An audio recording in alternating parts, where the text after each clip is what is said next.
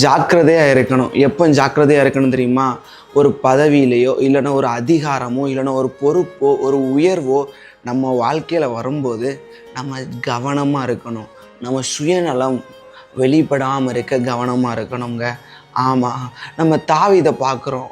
அவர் என்ன பண்ணுறாருனா, தனக்கு அதிகாரம் இருக்கிற நாட்களில் ராஜாவாக இருக்கும்போது பத்ஷெபாள் கூட பாவம் பண்ணது நிமித்தம் தனக்கு சுயநலத்து நிமித்தம் என்ன பண்ணுறாருனா, தன்னை பாதுகாக்க உரியாவை கொலை பண்ணுறாரு.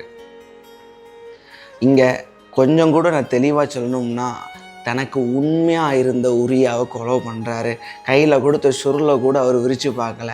இதே தான் நம்ம பார்க்குறோம்.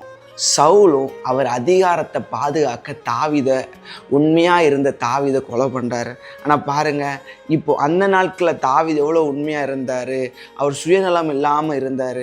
ஆனால் அவர் அதிகாரத்தில் வரும்போது தான் செய்த தவறு நிமித்தம் சுயநலமாக கொலை பண்ணுற அளவுக்கு அவர் போகிறாரு.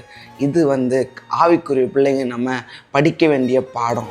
தாவீதை குறை சொல்ல இல்லை, அவர் மன்னிப்பு கேட்டு அதுக்கப்புறம் அவர் சரியாயிட்டார். நம்ம அவருக்கு வாழ்க்கையிலேருந்து கற்றுக்கொள்ள வேண்டியது, என் வாழ்க்கையில் அதிகாரம் கிடைக்கும்போது உயர்வு வரும்போது ஏதாவது ஒரு நல்ல ஸ்தானத்தில் இருக்கும்போது என் சுயநலம் வெளிப்படாமல் சுயமாக நான் என் நலம் பார்த்து செயல்படாமல் இருக்க கவனமாக இருக்கணும். ஆமென்.